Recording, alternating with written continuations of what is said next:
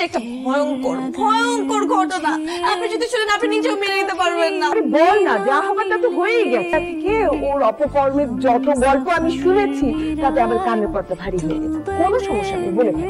Aunty ও আমার বিয়ে হয়ে গেছে আন্টি। বিয়ে? হ্যাঁ তোর বিয়ে? হ্যাঁ। আমরা জানলাম না কেন? দাওয়াত দিলি না কেন? আন্টি আপনি বুঝবেন না, এটা ওরকম বিয়ে না, এটা একটা অন্য রকমের বিয়ে, এটা বলা যায় না। আমাদের শুনে তো একরকমের বিয়ে হতো, এখন আবার অনেক রকম বিয়ে হয় নাকি? কি কি রকম বিয়ে হয় রে? আন্টি এত কিছু তো বলে বোঝানো যায় না। ও ও কি করছে আন্টি, আমার বয়ফ্রেন্ডকে কান পড়া দিয়ে এমন একটা প্যাচ লাগিয়েছে আন্টি।